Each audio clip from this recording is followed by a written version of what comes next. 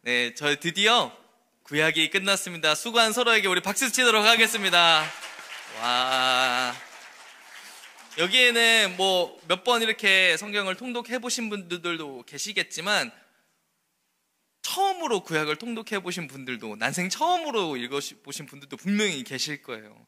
그래서 여러분들에게 이렇게, 그리고 저와 여러분에게 이렇게 귀한 은혜를 허락하신 주님께 너무나도 감사드리고, 우리 남은 신약도 우리 즐겁게 잘 해 나아갔으면 좋겠습니다. 다시 한번 구약 완독하신 거 축하드립니다. 네. 그리고 저희 오늘 이제 신약을 이제 읽어가고 계시죠? 이제 지금 우리가 19장까지 읽었을 텐데, 재밌지 않나요? 그쵸? 이게 자꾸 이렇게 우리가 어떤 말씀이 더 좋다 이렇게 말하면 안 되는데, 왠지 모르게 신약은 더 잘 읽힙니다. 그쵸? 뭔가 그 빨간색으로 글씨 쳐져 있으면 예수님 이렇게 말씀하셨네 하면서 더 막 집중하게 되고, 더 막 이렇게 이야기가 진행이 되다 보니까 더 즐겁게 읽어나갈 수 있을 텐데, 그 안에서 큰 은혜 많이 누리고, 그리고 제가 아까 기도하는 중에 잠깐 말씀드렸던 것처럼 우리가 이 말씀을 읽어 나아가면서 좀 깊이 깨달았으면 하는 것이 한 가지가 있어요. 특히 신약을 읽어 나아가면서 깨달았으면 하는 게 뭐냐면은, 우리의 그 신앙의 목표가, 우리의 이 복음의 그 효과가 그냥 예수 믿고 천국 가는 것으로 끝나지 않았으면 좋겠다는 생각을 참 많이 합니다. 예수님께서는 그걸 바라지 않으셨어요. 물론 우리가 예수 믿고 천국 가는 것, 구원받는 걸 예수님께서 원하셨지만, 예수님께서는 우리가 거기서 끝나기를 바라지 않으셨을 것입니다. 예수님께서는 우리에게 구원을 허락하시기도 하셨지만, 복음을 통해서 우리에게 어떻게 살지를 보여주셨다고 저는 생각을 합니다. 우리는 예수님 닮은 모습으로 살아가야죠. 그래서 이 신약을 읽어 나아가면서 예수님의 발자취를 보면서, 그 고난받는 그 종의 모습들 보면서 우리가 어떻게 살아갈 것인가, 이거를 더 깊이 생각하게 되는 귀한 시간 되기를 소망합니다. 자, 저희가 저번에 말씀드렸던 것처럼 이제 구약을 마치게 되었고요. 이제 신약에 들어가야 하는데, 그 전에 잠깐 그 중간기라고 하는, 그 침묵기라고 하는 그 시간을 짧게 좀 간략하게 나눠보려고 합니다. 그 400년간 어떤 하나님의 예언이나 어떤 하나님은 그 선지자를 통한 예언이나 이런 것들이 주어지지 않은 시간들이 있었습니다. 그게 400년의 이제 시간이 그렇게 아무 말씀이 주어지지 않았는데, 그래서 침묵기라고 부르고 있는데, 그 부분을 어떤 일들이 있었는지 좀 살펴보고자 해요. 왜냐하면은 말라기 때까지는 없었던 어떤 인물들, 환경들, 문화들, 사회의 그런 문화 여러 가지 것들이 신약에 오면서 생기는 것들이 너무나도 많습니다. 그러니까 400년은 사실 엄청나게 긴 시간이죠. 우리나라도 이제 어쨌든 500년 왕조가 있었잖아요. 그게 엄청나게 긴 역사입니다. 근데 이때도 400년이라고 하고 그냥 퉁치고 지나가 버리지만, 사실 결코 그 시간이 짧은 시간이 아니라서 너무나도 수많은 게 바뀌었어요. 그래서 잠깐 그 신약에 들어가기 전에 이런 문화가 있어서, 이런 변화가 있어서 이랬겠구나, 잠깐 살펴보도록 하겠습니다. 자, 134페이지고요. 신구약 중간 시대, 이렇게 먼저 두 줄 제가 읽어드리겠습니다. 말라기와 마태복음 사이의 시간은 약 400년의 시간이 흐르고 있습니다. 이때를 신구약 중간기 또는 침묵기라고 하기도 합니다. 이 400년간의 중간기 시대의 변화에 의한 것입니다. 이 시대의 변화를 정치적 변화, 사회적 변화, 그리고 종교적 변화로 구분해서 살펴보고자 합니다. 말씀드렸듯이 많은 이제 사회 환경들이 변하게 된 거죠. 먼저 정치적 변화입니다. 그래서 바벨론을 무너뜨렸던 그 바사 제국 있죠. 바사 제국이 먼저 이야기가 나오고 있습니다. 바사 제국이 그리스의 알렉산더에 의해서 332년에 망하게 됩니다. 그 알고 계시죠? 그러니까 아수르를 바벨론이 무너뜨렸죠. 그리고 그 바벨론이 이야기를 하다가 구약이 끝났습니다. 우리는 그렇게 하고 끝이라고 생각했겠지만, 그 이후에 그리스가 여기 바벨론을, 페르시아가 바벨론을, 제가 지금 말씀을 잘못 드렸네요. 바벨론이 있었고 페르시아, 바사가 거기를, 바벨론을 이기죠. 그 다음에 고레스 칙령하고 포로 귀환하는 내용들을 하고 선지서 이야기들이 나오다가 구약이 끝나게 됩니다. 그리고 그 바사 제국을 그리스가 이제 물리치게 돼요. 그래서 알렉산더가 그 지역에, 엄청나게 많은 지역에 패권을 잡게 되는데 10년밖에 안 됩니다. 그 찬란한 역사가 10년밖에 지나지 않아가지고 알렉산더가 나이 33세 때 급사하게 되자, 알렉산더의 헬라 제국은 그의 네 장군에 의해서 분할되어 통치됩니다. 이게 되게 큰 일이었어요. 그래가지고 그 제국이 무너졌지만 그의 이념은 분할된 왕들에 의해서 계속됩니다. 이 네 왕조, 프톨레미 왕조, 그 글이 두 번 써져 있네요. 프톨레미 왕조와 셀레우코스 왕조, 마케도니아 왕조, 이렇게 하나가 제가 더 기억이 안 나는데 이렇게 네 개로 나뉘게 됩니다. 그렇게 해서 이스라엘의 팔레스타인 지역에 영향력을 행사하게 됩니다. 처음에는 팔레스타인이 시리아의 셀레우코스에 속했다가 얼마 지나지 않아 BC 301년에 애굽 통치의 프톨레미로 넘어가 BC 198년으로 가게 되는데 이 기간 동안 팔레스타인은 비교적 평온하게 보냅니다. BC 198년에 팔레스타인은 셀레우코스 왕조의 이름 하나도 안 외워도 됩니다. 여러분 다 필요 없어요. 네, 쭉쭉 넘어가겠습니다.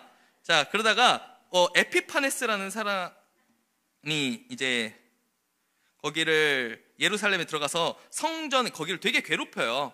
그 지역에 사는 사람들을. 그래서 모세의 법에 의해서 부정한 짐승으로 규정된 돼지를 제물로 바치고 제우스의 신상을 그러니까 되게 싫어하는 일들을 엄청 많이 합니다. 유대인들이 싫어하는 일들을 엄청 해요. 할례를 금하고 많은 유대인들을 노예로 팔아버리고 만행을 저지릅니다. 이에 격분한 당시 제사장인 마따디아와 그 다섯 아들이 중심이 되어 BC 167년에 반란을 일으키고 예루살렘을 탈환하고 성전을 회복하여 깨끗하게 합니다. 이것을 수전절이라고 합니다. 하누카라고 하기도 해요. 그래서 지금도 지킵니다. 수전절이라고 합니다. 이 반란을 마카비 반란이라고 하며 BC 63년 로마에 의해 다시 점령될 때까지 잠시 독립을 얻게 되는데 이 시대를 하스모니안 시대라고 합니다.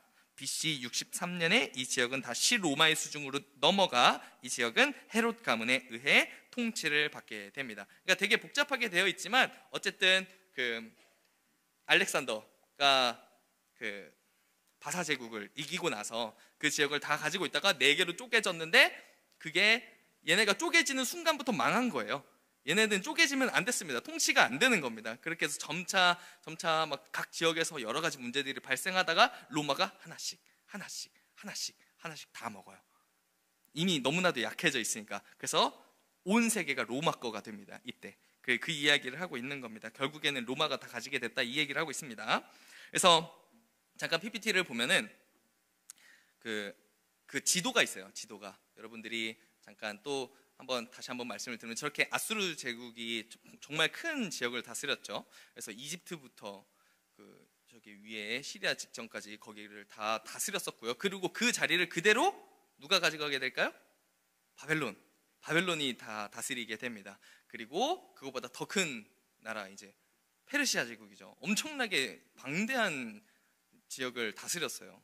그리고 이제 그 짧게밖에 안 나와가지고 넘어간 그 그리스, 헬라가 있었고요. 근데 너무 짧아서 그냥 표시하지 않았습니다. 그 다음에 로마가 지중해를 중심으로 이제 대부분의 유럽을 이제 차지하게 됩니다.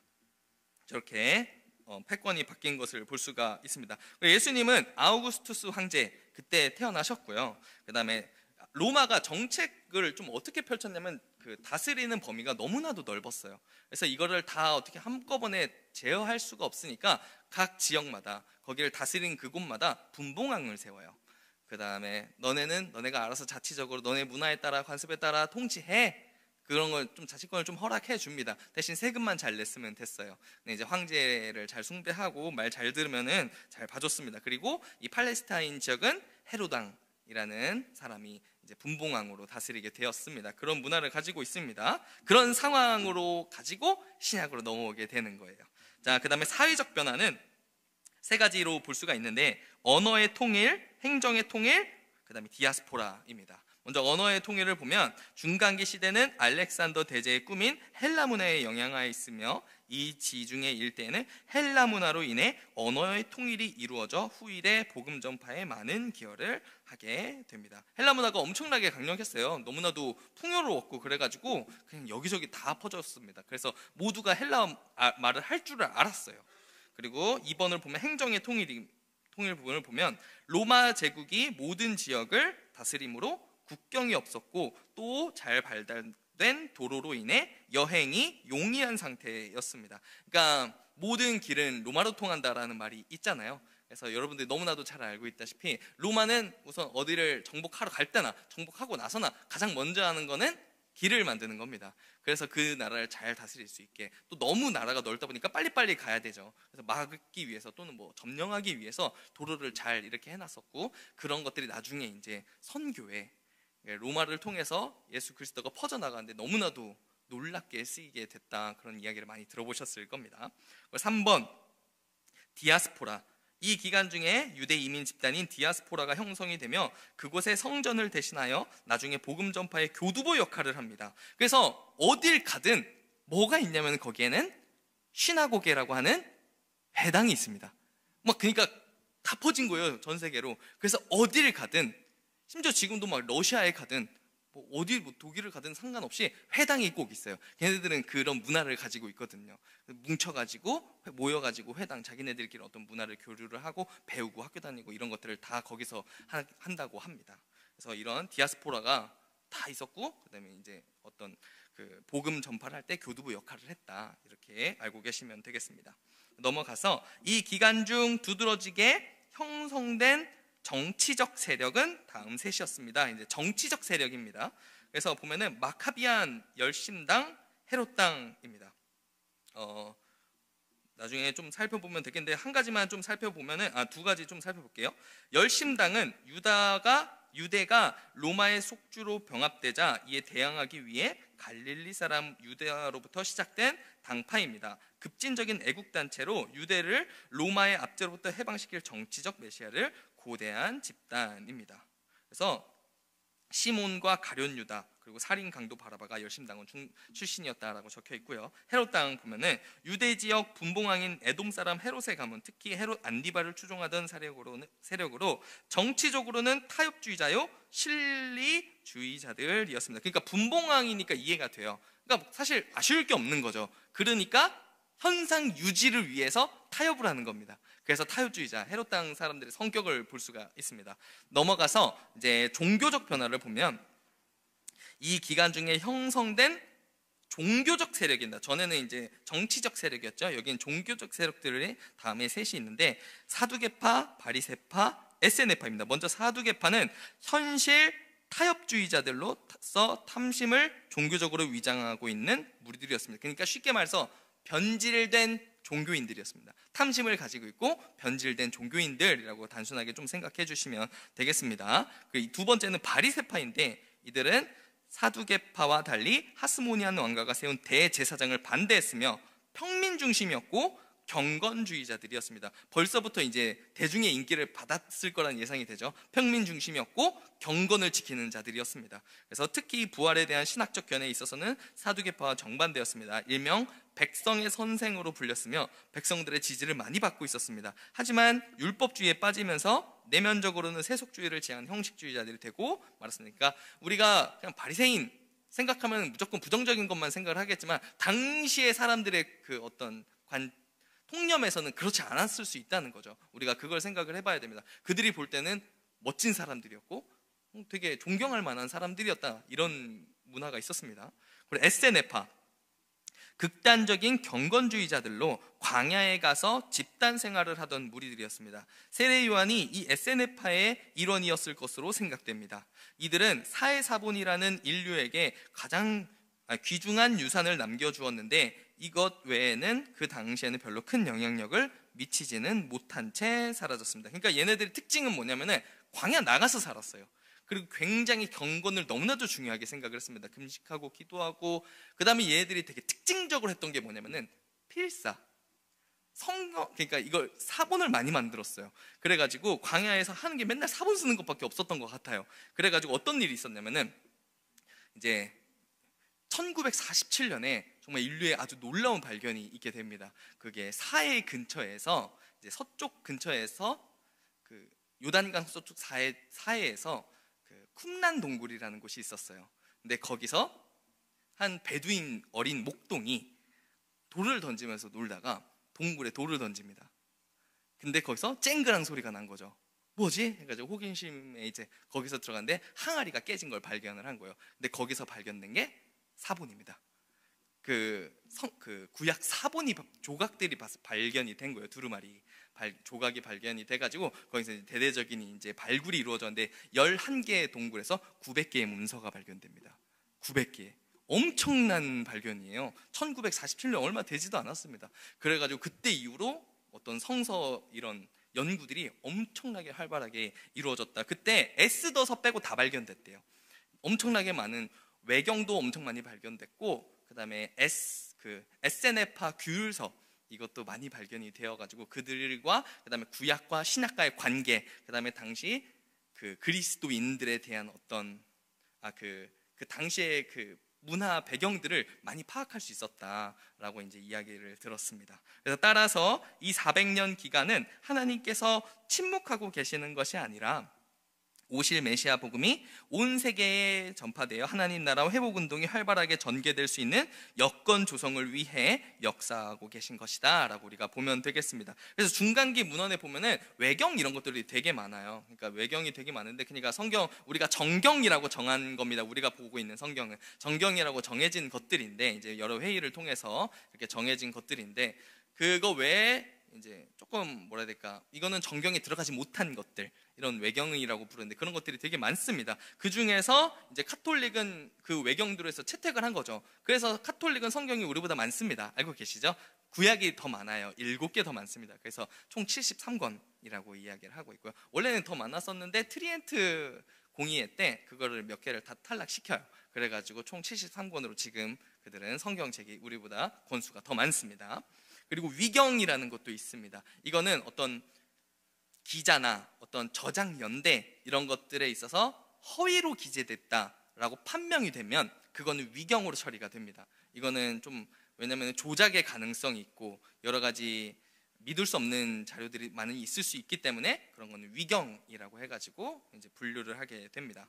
자, 밑에 복음서 비교를 살펴보면 이제 복음서의 특징들을 짧게 좀 말씀드리고 싶은데, 복음서 밑에 마태, 마가, 누가, 요한이라고 써 있잖아요. 거기 밑에 우리 한 가지씩 써보도록 하겠습니다. 먼저 마태복음 밑에는 왕이라고 적어주세요. 마태복음 밑에는 왕이라고 적어주시고, 마가복음 밑에는 종, 누가복음 밑에는 인자, 요한복음 밑에는 하나님의 아들이라고 적어주시면 되겠습니다. 다 누굴 의미하는 걸까요? 예수님입니다. 각 책마다, 각 이제 복음서마다 예수님을 어떻게 정의하고 있는지에 좀 강조점이 다 달라요. 그래가지고 우리가 이렇게 좀 살펴보면 되겠다입니다. 제가 하나씩 조금 살펴보도록 하겠습니다. 먼저 마태복음입니다. 저자는 직업이 세리였던 마태였습니다. 유대인을 염두에 두고 기록한 복음서입니다. 여기 밑줄 치도록 하겠습니다. 유대인을 염두에 두고 기록한 복음서입니다. 마태복음은 유대인을 염두에 두고, 대상자가 유대인이었어요. 주 대상자가. 그래서 예수 그리스도를 설명할 때 유대인들이 쉽게 이해할 수 있도록 썼다는 말입니다. 그래서 마태복음 1장에 소개되고 있는 족보는 이러한 면에서 중요하다고 할 수가 있습니다. 그러니까 족보를 왜 썼는지가 좀 이해가 되죠. 족보가 있는 이유가 있었던 거예요. 마태복음 1장부터 족보가 나와야 하는 이유는 유대인들을 대상으로 썼기 때문에. 근데 그 너희가 기다리는 그 왕, 바로 이분이야 라는 것을 이야기하기 위해서 족보를 먼저 설명했다, 이렇게 생각하시면 되겠습니다. 또 마태복음에서 예수 그리스도를 메시아, 즉 유대인들은 그토록 애타게 기다렸던 유대인 왕이라는 것을 강조합니다. 그리고 유대인의 왕으로 오신 예수님의 탄생과 사역, 죽음과 부활을 그동안 유대인들이 믿고 지켜왔던 구약 성경의 메시아 예언과 모두 연결시켜 예수님이 구약에 예언된 유대인의 왕의 모습을 모두 성취하신 분임을 강조하고 있습니다. 그래서 구약의 인용이 복음서 중에는 제일 많습니다. 어쨌든 그것의 연결성을 계속 이야기를 해야 되는 거죠. 그 독자가 그걸 알아들으니까. 그래서 그걸 인용을 많이 합니다. 마태복음의 특징이죠. 그리고 마가복음으로 넘어가면 저자는 마가라고 불리는 요한입니다. 이방인인 로마 사람들을 대상으로 하여 기록되었습니다. 그러므로 이방인에 대한 잠시만요. 여기 밑줄 치도록 하겠습니다. 이방인인 로마 사람들을 대상으로 하여 기록. 나중에 이 지금 밑줄 친 이것들을 좀 염두에서 생각을 하면은, 염두에 두고 읽어보면은 좀 도움이 많이 돼요. 이 말을 굳이 왜 했을까 생각을 해보면, 독자가 이랬으니까, 독자가 얘네들이었으니까, 이런 생각이 이해가 잘 될 겁니다. 자, 넘어가겠습니다. 그러므로 이방인에 대한 예수 그리스도의 관심이 많이 드러날 수 있도록 기록되었습니다. 이방인들은 이론보다 행동을 더 중요시 여겼으므로 마가복음에서는 예수님의 족보를 과감하게 삭제했습니다. 아울러 끊임없이 움직이며 바쁘게 다니는 종의 모습을 그리고 있습니다. 인자가 온 것은 섬김을 받으려 함이 아니요 섬기러 왔다는 완전한 종의 모습을 보여주고자 한 것입니다. 이 종이 굉장히 중요한 것을 마가복음 계속 읽으시면서 발견하게 될 겁니다. 자, 넘어가서 누가복음입니다. 저자는 의사의 직업을 가진 누가였습니다. 그는 의사로서 과학을 공부한 사람이었기에 지성인들과 학자, 철학자 등 교육을 많이 받은 사람들에게 관심을 가지고 있었습니다. 누가는 본서를 밑줄 치겠습니다. 헬라의 문화와 사고방식을 가진 사람들을 위해 기록했습니다. 네, 거기까지 밑줄 쳐주시고, 그래서 누가복음에는 길고 어려운 헬라어 단어들이 많이 사용되고 있습니다. 또한 누가는 처음부터 헬라 사람들의 글 쓰는 틀을 서론으로 시작하고 있습니다. 그러니까 이게 글 쓰는 틀이 되게 당시에 중요했어요. 헬라 문화에서는 어떤 수사학이라던가 글을 쓰는 이런 것들이 매우 중요했기 때문에 말을 할 때도 어떻게 하냐에 따라서 저 사람 좀 배웠네, 저 사람은 못 배웠네, 이런 것들을 다 판명이 났습니다. 근데 대상자가 누구죠? 지금 헬라 문화에 있는 사람들이잖아요. 그래서 이걸 다 지켜가면서 쓴 글이라는 것을 좀 발견할 수가 있습니다. 처음부터 저자, 쓰게 된 경위, 수신자 등 글 쓰는 목적을 분명하게 제시하고 또 증인을 내세우는 등 가능한 한 자세하게 조사하여 쓴 흔적을 보여주고 있습니다. 그는 또 예수 그리스도가 온 인류를 위한 완전한 구원자이심을 강조하고 있습니다. 마태가 족보를 쓸 때에는 유대인인 아브라함으로부터 쓴 데 반해 누가는 온 인류의 시작인 아담과 그 위에 하나님으로부터 시작하고 있습니다. 자, 요한복음입니다. 저자는 사도 요한입니다. 요한복음은 모든 인류를 위해 기록되었습니다. 요한은 예수님의 모습 가운데 특별히 하나님의 아들이신 예수님을 가르쳐주려 했습니다. 그러니까 잠시만요, 제가 놓쳤네요. 밑줄 치겠습니다. 요한복음은 모든 인류를 위해 기록되었습니다.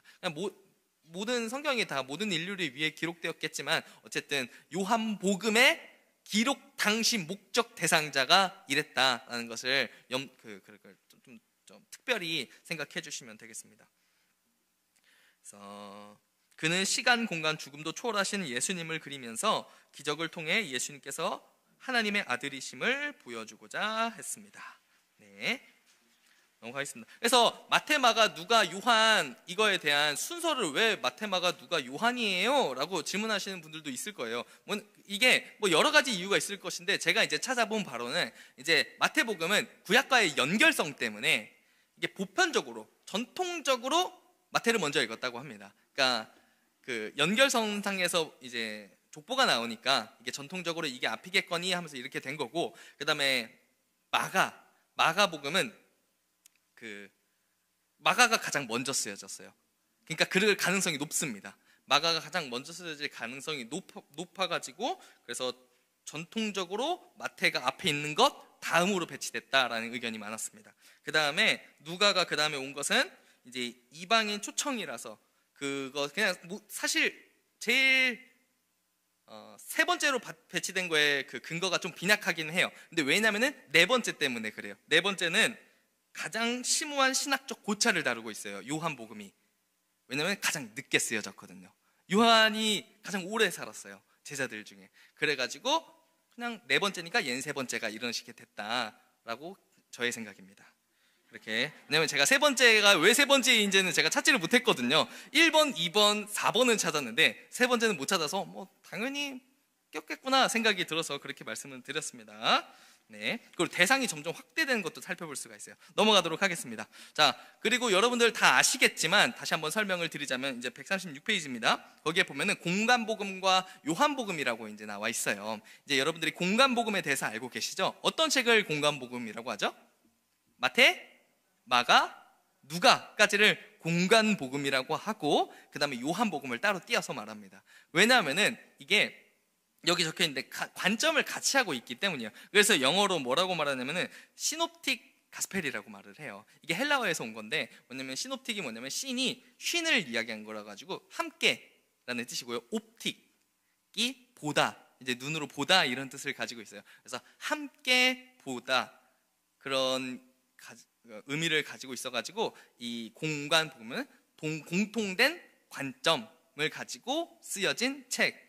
그래서 그냥 공간복음이라고 그걸 부르게 됩니다. 그래서 한번 읽어보면 예수님의 생애를 같은 견해를 가지고 같은 내용으로 기록한, 다시 말해서 공통적인 관점, 그래서 공관입니다.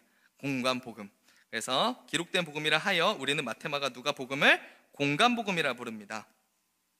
이 공관복음은 거의 예수님의 갈릴리 사역을 중심으로 기록되었습니다. 그러나 요한복음은 조금 다른 관점으로 기록되었습니다. 요한복음은 예수님께서 유대 지방에서 행하신 사역을 많이 기록하고 있습니다. 요한은 이 복음을 에베소에서 기록하였는데 구전에 의하면 그때는 모든 사도들이 죽고 요한만이 남아 있었습니다. 그러므로 요한마저 죽으면 예수님을 목격한 사도들이 모두 사라지게 되는 것입니다. 그래서 그의 제자들이 복음서에 기록되지 않은 다른 이야기들을 기록해달라고 요한에게 요청했고, 그 요청으로 기록된 것이 바로 요한복음입니다. 그래서 공관복음은 내용을 공유하고 있지만 요한복음은 다른 거예요. 다른 얘기를 해달라고 했으니까.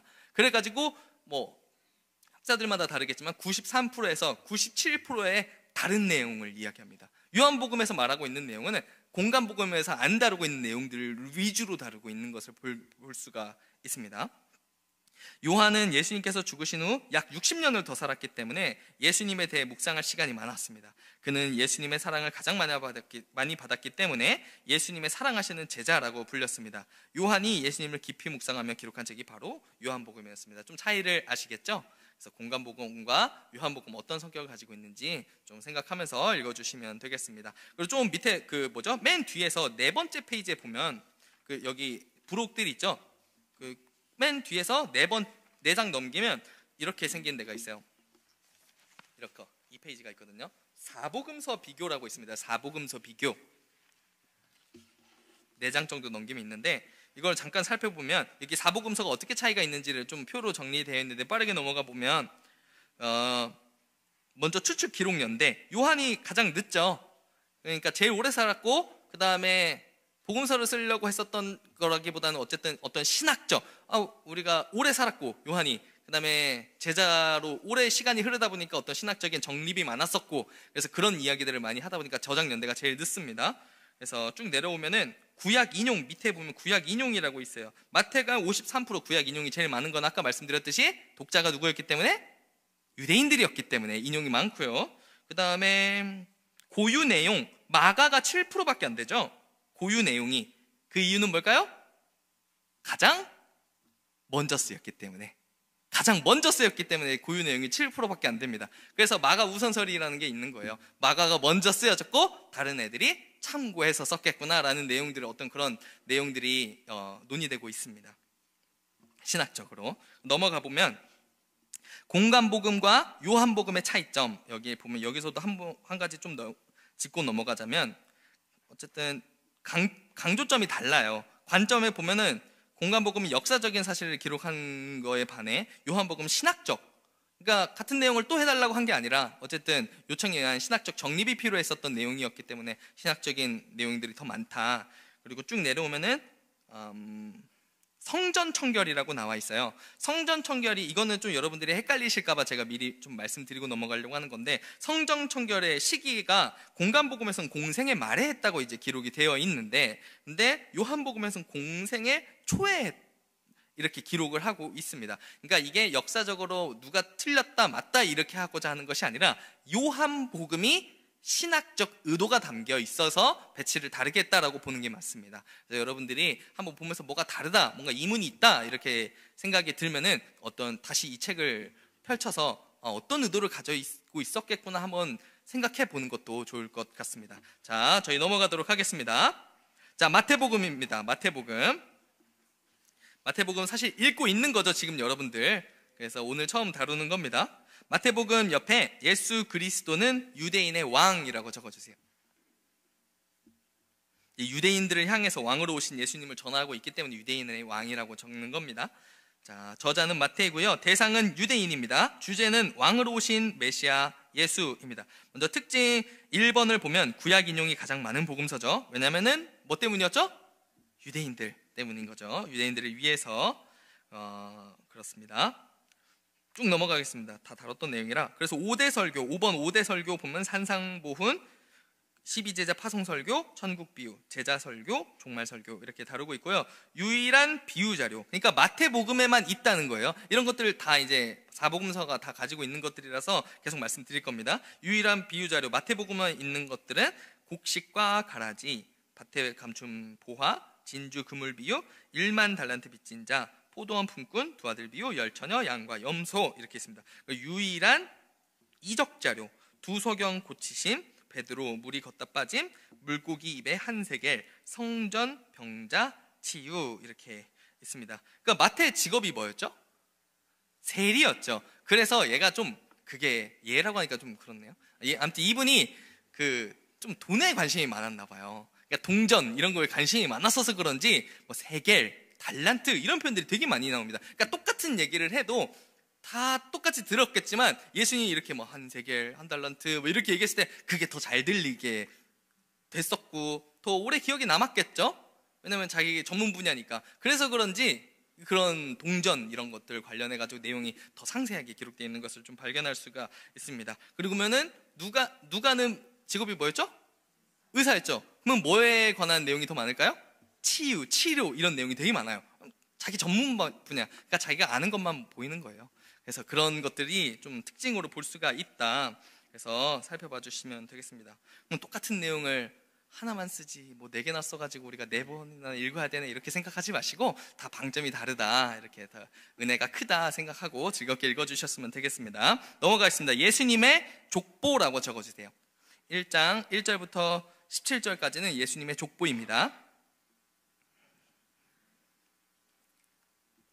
나중에 꼭 여기 한번 읽어주시고 그 맨 밑에 줄에 보면 마태는 그의 족보에 5명의 여인을 등장시킵니다 라고 이제 나와 있는데 여자가 사실 그 당시에 들어가기가 쉽지 않죠. 그 당시의 시대 상황에서 아무래도 가부장적인 사회였기 때문에 여성이 들어간 것은 매우 이례적인 일입니다. 그래서 그 여자의 5 이름을 좀 여러분들이 외워두시면 좋을 것 같은데요. 다말 적어주세요. 다말, 룻, 라합, 밧세바, 마리아. 다시 한번 읽어드리겠습니다. 다말, 룻, 라합, 밧세바, 마리아.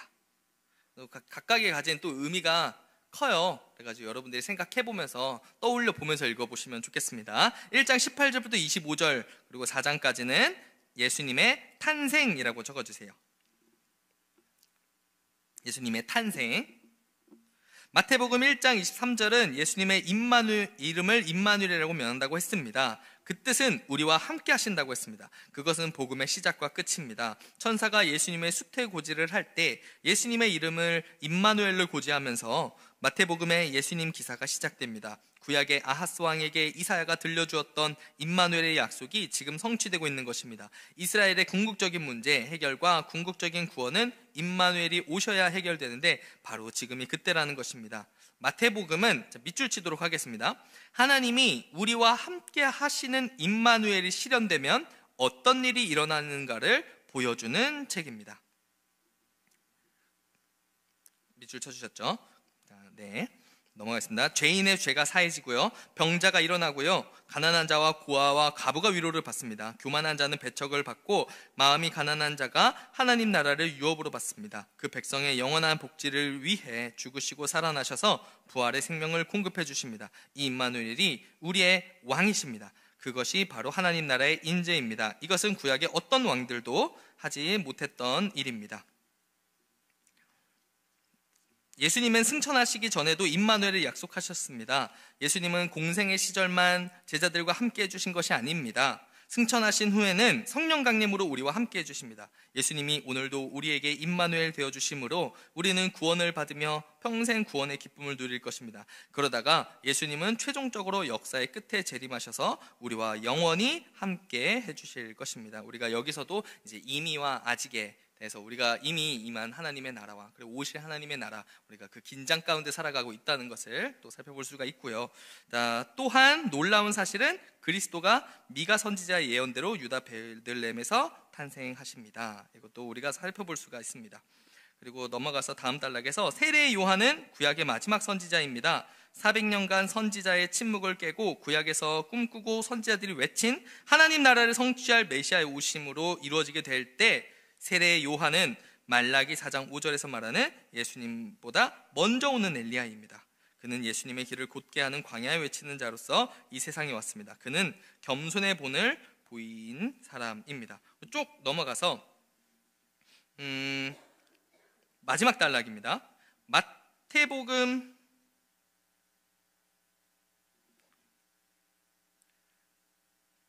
마태복음 4장은 예수님이 광야에서 사탄에게 시험을 받으셨습니다. 예수님의 광야 시험은 단순히 개인적 차원의 시험이 아니었습니다. 구속사적으로 중요한 의미가 있는 사건입니다.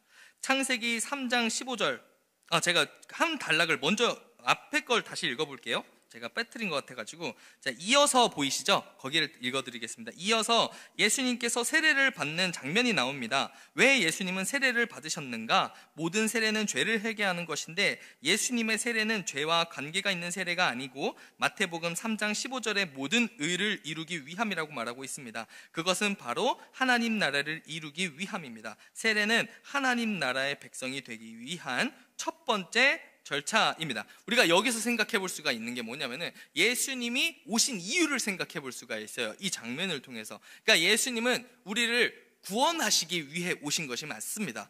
그런데 예수님이 하시는 여러 가지 일들, 예수님이 이제 하시는 모든 일들을 통해서 우리가 또 깨달을 수가 있는 것은 예수님이 하시는 사역의 또 한 가지 효과가 뭐냐면 우리에게 본을 보이시기 위한 거예요. 그래서 이 세례도 그런 관점에서 이해를 해야 됩니다. 예수님께서 우리에게 무엇을 알려주시고자 하시는가? 예수님의 사역의 어떤 예표이기도 하고 이 사역을 통해서 예수님께서 우리는 어떤 길로 나아가야 하는지 그 본을 직접 몸소 보여주시는 것이라는 것을 우리가 살펴볼 수가 있습니다. 그리고 이 흐름, 그러니까 구원 사역을 위해서 오신 것과 우리에게 본을 보이시기 위해서 사역하시는 것, 이 두 가지가 이 복음서의 끝까지 갑니다. 그래서 우리가 아까 제가 처음에 말씀드렸던 것처럼 구원을 받는 것이 우리의 신앙의 어쨌든 되게 큰 그거이기도 하지만 그게 전부가 되어서는 안 되는 건 우리는 본을 보여주신 예수님처럼 살아야 되는 거예요. 예수님을 닮아가는 모습. 그래서 예수님이 하시는 모든 일들은 그냥 본을 보여주신 거라고 생각을 해도 됩니다. 우리를 구원하시기 위해서 걸어가신 그분의 발걸음이기도 하지만 그것은 우리가 걸어가야 할 발걸음이 되기도 하는 겁니다. 그런 관점, 이 두 가지 관점을 가지고 여러분들이 복음서를 읽어 나가셨으면 좋겠습니다. 우리의 구원을 위해 우리에게 본을 보이시기 위해. 넘어가도록 하겠습니다. 공생의 사역을 맨 윗단 읽어보도록 하겠습니다. 공생의 사역을 시작하려 하자 사단이 그것을 좌시하지 않고 여자의 후손에게 총공격을 감행하는 장면이 바로 예수님의 광야 시험입니다. 예수님은 유혹이 왔을 때 단호히 말씀을 택하셨습니다. 하나님에 대한 절대적 순종을 나타내는 것입니다. 밑줄 치겠습니다. 사탄에게의 승리는 말씀에 순종하고 하나님을 의지하는 길밖에 없습니다. 그렇게 밑줄을 쳐주시고, 그렇지 못하면 하나님의 나라는 회복하지 않을 것입니다. 그러니까 지금 여기가 뭘 하는 장면이냐면 앞에부터 읽었어야 되는데, 그러니까 마태복음 4장이 예수님의 광야에서 이제 사탄 시험을 받는 장면을 이야기하고 그 연속선상에 있는 건데, 여기서 예수님께서 능력 있으시죠. 그래서 사탄에게 이제 시험을 받으실 때 예수님이 어딜 까불고 있어? 저리 가! 라고 할 수가 없었을까요? 전 당연히 가능하다고 생각을 합니다. 할 수 있었을 거예요. 그런데 그렇게 하지 않으시죠. 왜일까요? 우리에게 본을 보이시기 위해요. 그래서 신명기 말씀을 가지고 어딜 까불고 있어 저리 가! 이게 아니라 신명기 말씀을 가지고 시험을 이기십니다. 그걸 통해서 우리에게 주고 싶은 것, 말씀에 순종하는 것이 너희의 살 길이다 라는 것을 몸소 보여주기 위해서, 본을 보여주기 위해서 그렇게 살아내신 것이다 라고 보시면 되겠습니다. 이 땅에 오신 목적이 그것인 거죠. 구원사역과 본을 보이시는 것. 좀 이해가 되시죠? 네, 그렇게 살펴보면 되겠습니다. 그래서 1번 가르치시고, 2번 복음을, 예수님의 3대 사역입니다. 2번 복음을 전파하시고, 3번 병자를 고치시는 사역 등을 말합니다. 예수님께서 이런 일들을 하셨는데 우리가 이 일들을 닮아가야 한다는 것을 또 우리가 발견할 수가 있게 되겠죠. 예수님의 사역을 통해서. 그래서 이것들을 하는 사람들이 있어요. 누구냐면 보통 선교사들이 그렇게 삽니다. 선교사들이 이렇게 살아요. 가르치고 복음을 전파하고 병자를 고치는 일. 그래서 우리나라에 선교사님들이 들어왔을 때 가장 처음에 뭘 했나 생각을 해보면 이것들을 했습니다. 그러니까 본을 보이신 예수님을 따라 살아가신 거죠. 그래서 학교 짓고 교회 짓고 병원 짓는 것, 그걸 제일 열심히 했습니다. 그래서 우리도 꼭 뭐 이렇게만 해야 된다가 아니라 어쨌든 예수님을 따라 사는 모습으로 살아야 된다. 이걸 복음서를 통해서 배우는 시간 되길 소망합니다. 자, 그 다음 넘어가겠습니다. 5장 10장입니다. 거기는 예수 그리스도의 말씀과 능력이라고 적어주세요.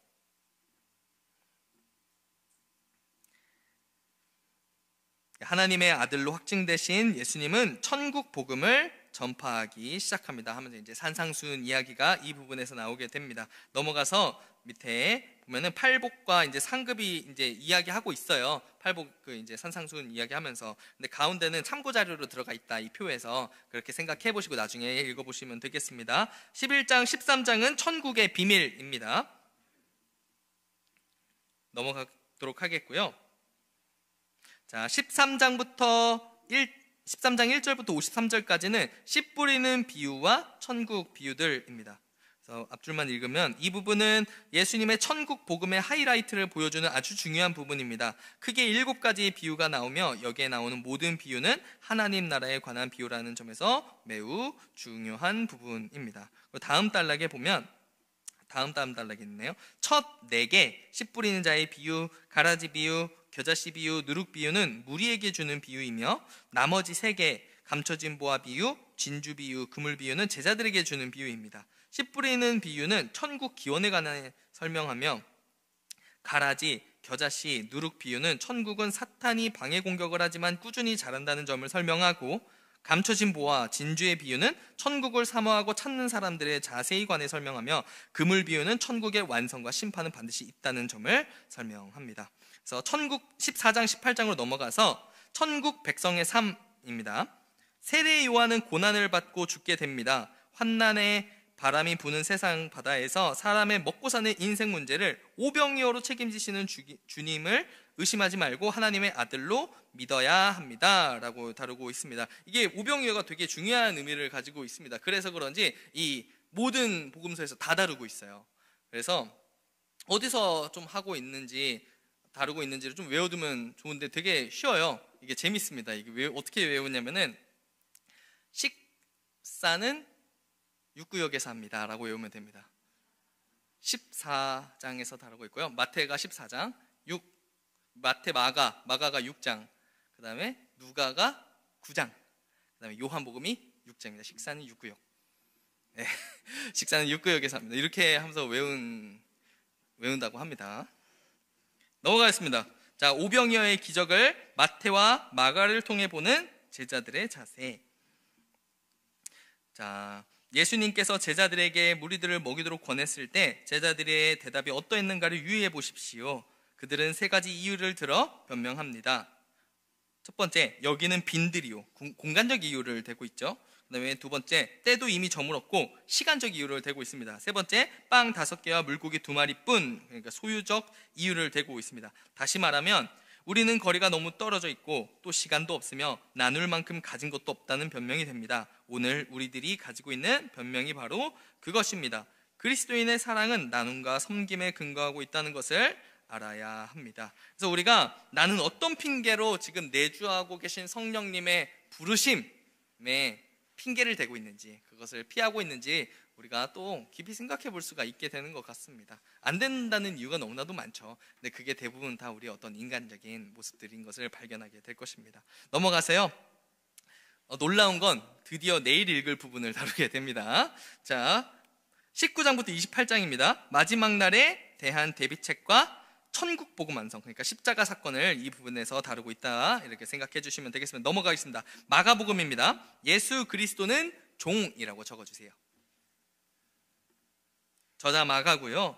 대상은 로마인입니다. 주제는 종으로 오신 예수입니다. 특징 1번, 종으로서의 예수의 행적을 강조하고요.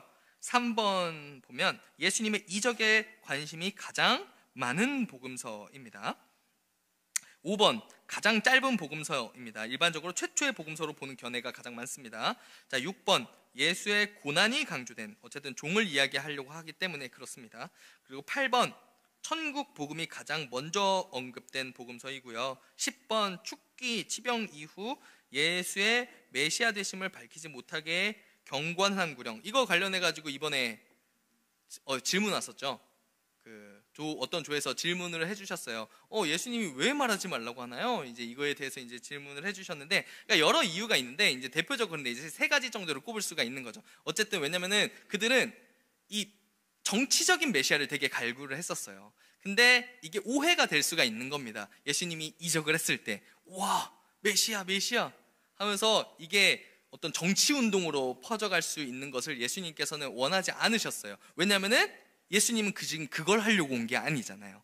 근데 예수님의 어떤 십자가 사역을 이루기 위해서 그거는 방해가 될 수 있는 영향입니다. 그래서 예수님께서는 함구하게 하시기도 하시죠. 그 다음에 두 번째로 살펴볼 수 있는 게 하나님께서 이제 때를 기다리신 거죠. 아직 때가 이르지 않았다라고 계속 말씀하시면서 예수님은 하나님의 때를 준비하면서 십자가 사역을 준비하고 있다라는 것을 우리가 생각해 볼 수가 있고, 또 한 가지는 뭐냐면은 표적 중심의 신앙을 경계하신 거죠.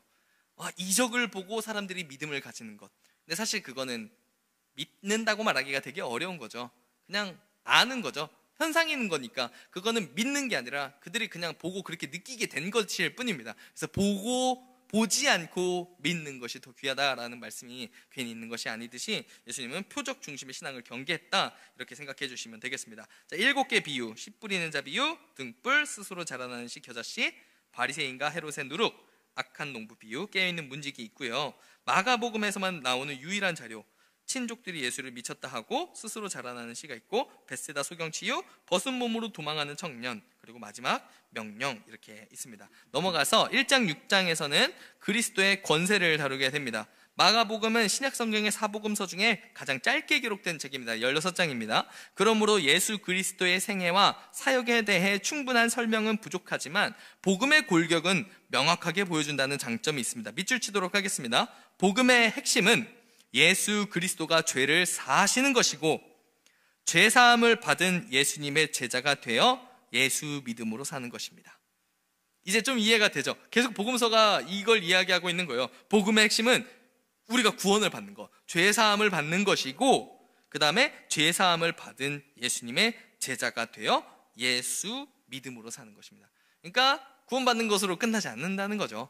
우리의 사명이 거기서 끝나지 않고 예수 믿고 천국 가는 것이 끝이 아니라 우리가 제자 되어 살아가는 것, 그것을 이야기하고 있다. 공통적으로 우리가 그렇게 살펴보시면 되겠습니다. 그래서 예수님을 제자로 불러 사람을 낚는 어부가 되게 하시려고 이렇게 살펴보면 되겠고요. 넘어가겠습니다. 74일 7장 9장은 제자의 신앙생활입니다.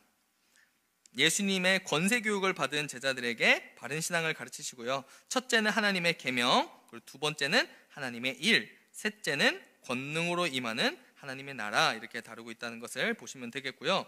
넘어가도록 하겠습니다. 10장, 16장 하늘의 전도, 이 부분에서는 십자가에서 죽으신 사건을 기록하고 있는 것을 발견할 수가 있습니다. 넘어가겠습니다. 10장 16장은 십자가에서 죽으신 사건이고요. 75일 죄송합니다. 자, 75일로 넘어가겠습니다. 누가복음입니다. 예수 그리스도는 우리와 같은 사람의 아들이라고 적어주세요. 인자죠. 사람의 아들. 저자는 누가이고요. 대상은 데오빌로, 그리고 헬라인입니다. 데오빌로는 정확한 사람의 명칭이라고 보지 않는 견해가 높습니다. 그러니까 어떤 익명이에요. 그 당시 너무 박해가 심했기 때문에 가명을 썼을 가능성이 매우 높습니다. 그래서 데오빌로에게 쓴다, 이렇게 하면서 이렇게 이야기하고 있고요. 주요 대상자는 헬라인입니다. 주제는 인자로 오신 예수입니다. 특징은 예수님의 인생을 강조하고 있습니다. 3번, 복음서 중 장수가 아닌 내용이 가장 많고요. 4번, 소외계층을 위한 복음서, 어린이, 여자, 병자, 가난한 자, 이방인 등 이렇게 다루고 있습니다. 5번, 특별 주제 강조, 기도 찬양, 여행, 성령 회개입니다. 8번, 의학 용어들이 많이 등장합니다. 왜 그랬는지 알겠죠? 자, 9번, 복음의 보편성 강조입니다. 넘어가겠습니다. 5번에 6개의 이적 유일 자료, 여기에서만 나오는 유일 자료들이 있고요. 그 다음에 6번에 15개 비유 유일 자료. 계속해서 유일한 내용들, 이제 공간 복음이지만 어쨌든 따로따로 이야기하는 것들이 있다, 이렇게 살펴봐 주시면 되겠습니다. 1장부터 4장은 사역의 준비입니다. 누가는 구약의 예언이 성취되는 구속사의 관점에서 누가복음을 기록합니다. 구속사는 그리스도의 생애와 사역에 대한 계시적 예언으로 시간 속에서 만들어진 역사가 아닙니다. 구속사는 하나님의 계획으로 영원 속에서 준비되신 그리스도가 시간을 뚫고 나타나신 것이며, 과거와 현재와 미래를 아우르면서 나와 우리와 인류를 구원하는 복음입니다. 이러한 구속 역사는 계획된 창조와 예정된 종말을 한눈에 보게 합니다. 그래서 누가복음은 시작부터 사가랴와 엘리사벳 그리고 처녀 마리아를 통해서 2000년 전 아브라함과의 언약과 1000년 전 다윗의 언약의 성취를 한눈에 보여줍니다. 사가랴가 예수 그리스도에 대해 예언한 구원의 뿔은 죄와 사탄으로부터 구원하는 능력을 상징하고, 돋는 해는 사망의 그늘에 앉은 어두운 인생들에게 치료하는 광선을 바라는 구원을 의미합니다. 넘어갈게요. 5장, 9장은 갈릴리 사역입니다. 갈릴리 사역. 또 지도를 지도 표는 안 가져왔는데, 갈릴리가 어디냐면은 여러분 갈릴리 예루살렘 그 지도, 이스라엘 지도 기억하시죠? 거기 뭔가 물 같은 게 있었고, 그다음에 요단강이 흘렀고 사해가 있었잖아요. 그 맨 위가 갈릴리입니다. 쉽죠? 그 동그라미 뭔 물이 있었어요. 그렇죠? 그다음에 뭔가 얇은 게 흘렀고, 그다음에 긴 뭔가 바다 같은 게 하나 있었잖아요. 그게 사해, 요단강, 갈릴리, 이렇게 생각해 주시면 되겠습니다. 그 위쪽 그 갈릴리 호수의 위쪽이 갈릴리입니다. 그렇게 생각해 주시면 되겠습니다. 성령의 능력으로 행하시는 예수 그리스도는 갈릴리에서 공생의 사역을 시작합니다. 근데 아까 제가 갑자기 생각난 건데, 공간복음은 예수님의 그 사역 어떤 주요 무대, 공생의 무대를 갈릴리라고 본다고 했는데, 근데 요한복음 다르다고 했죠. 어떤 유대 지역이었다고 이렇게 말씀을 들었던 그런 차이들 염두하시면서 읽으시면 되겠습니다. 넘어갈게요. 10장, 14장은 유대 지역 사역이라고 적어주시면 되겠습니다. 유대 지역 사역. 예수님은 승천하실 기약이 차가자 예루살렘을 향해 올라가십니다. 예수님의 승천은 때가 찬 경륜을 위해 예정된 것으로 고난과 십자가의 죽으심과 부활을 연결하는 구속사의 완성을 의미합니다. 그리고 그 다음 줄에 보면, 이거는 그냥 얼마 전에 저도 처음 알게 된 건데, 예수님은 예정된 하나님의 나라가 가까이 온 것을 아시고 70명의 전도자라고 이렇게 하거든요. 이게 뭐냐면은 저는 당연히 70명이라고 생각을 했습니다. 근데 여기가 72명이라고 하는 사람들이 많더라고요. 그래서 찾아보니까 영어 성경은 다 72라고 말을 하고 있어요. 그런데 우리나라 말로는 여기를 다 70명이라고 했습니다. 세 번역인가 달랐나? 아무튼 중요한 거는 왜 다르지? 누구는 70이라고 하고 누구는 70이라고 말하네. 근데 제가 여러 가지 찾아봤더니 그냥 참고한 사본이 달라요. 우리나라는 사본을 참고할 때 어떤 다른 사본을 참고했고, 영어 성경들은 참고할 때 또 다른 사본을 참고한 겁니다. 사본이 종류가 되게 많아요. 그래서 그 사본을 참고할 때 차이가 와서 그런 거지. 근데 또 저희가 이제 교육자들이 같이 찾아봤는데 의미가 다르지 않습니다. 그러니까 이 숫자 2의 차이가 의미를 가지고 있지 않아요. 그래서 여러분들이 72로 생각하셔도 되고 70으로 생각하셔도 별 문제는 없다라고 생각해 주시고 넘어가도록 하겠습니다. 큰 의미가 없습니다. 그냥 사본 간의 차이입니다. 넘어가겠습니다. 76일입니다. 15장, 19장은 되찾은 아들이고요. 탕자의 비유를 이야기하고 있습니다. 그래서 세 개의 비유를 통해서 하나님께서 잃어버린 것들을 계속 말씀하시는 것을 볼 수가 있습니다. 자, 조금만 앞을 읽어보면은, 하나님 나라의 혼인잔치에 초청받아 참석하는 사람들은 잃어버린 하나님의 백성입니다. 예수님은 잃어버린 자기 백성을 찾아 회개시키려고 이 세상에 오셨고, 잃은 양과 잃어버린 동전 그리고 되찾은 아들의 비유로 그 목적을 명확히 드러내십니다. 그래서 주님은 잃어버렸던 죄인 하나가 회개하고 돌아오면 기뻐하며 잔치를 벌이십니다. 죄로 인해 잃어버린 하나님의 백성을 되찾는 방법은 아버지 집에서 대가를 바라고 수고한 맏아들처럼 품삯으로 받을 수 있는 율법적인 행위가 아닙니다. 그것은 아버지의 재산을 허랑방탕하게 낭비해 받을 자격이 전혀 없는 둘째 아들처럼 은혜로 받게 되는 하나님 나라의 복음입니다. 이렇게 살펴봐 주시면 되겠고, 팀 켈러 목사님의 탕부 하나님이라는 책이 있어요. 여러분 나중에 시간이 되게 되면 읽어보시면 되겠는데, 거기서 말하는 것은 탕부 하나님입니다. 하나님께서 우리에게 얼마나 사랑을 쏟아 부어주시는지, 탕자가 아니라 막 흥청망청 다 잃어버렸던 그 탕자가 아니라 탕부 하나님이 우리에게 그렇게 사랑을 쏟아 부어주신다, 이런 내용의 관점을 가지고 쓴 책이 있거든요. 그래서 나중에 한번 기회가 돼서 읽어보시면 되겠습니다.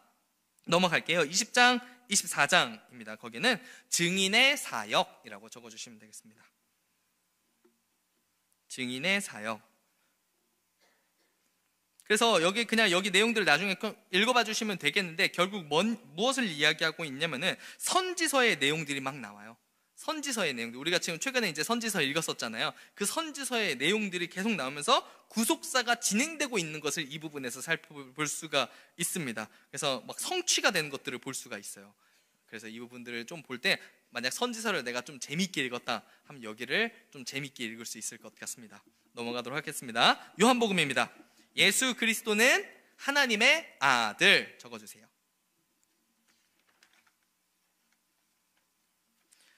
자, 저자는 사도 요한이고요. 대상은 온 인류, 모든 사람입니다. 주제는 하나님의 아들이며 말씀이신 예수 그리스도입니다. 특징은 가장 영적이고 신학적인 복음서입니다. 3번, 예수님의 이적을 표적으로 표현하고 있습니다. 5번, 7선언, 7표적, 7담화 기록했습니다. 뭔가 이게 딱 되어 있죠. 그 이유가 뭘까요?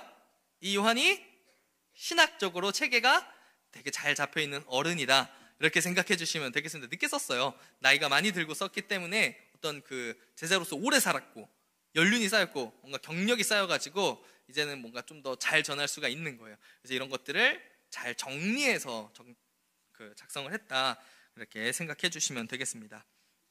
넘어가면은 7선언, 7표적, 7담화에 이야기하고 있는데, 7선언적 표현은 이제 뭐 나는 이다 하면 이제 에고 에이미 해가지고 나는 누구다라는 것을 되게 많이 이야기하고 있습니다. 그렇게 해서 여러 가지 잘 살펴봐 주시면 되겠고, 넘어가도록 하겠습니다.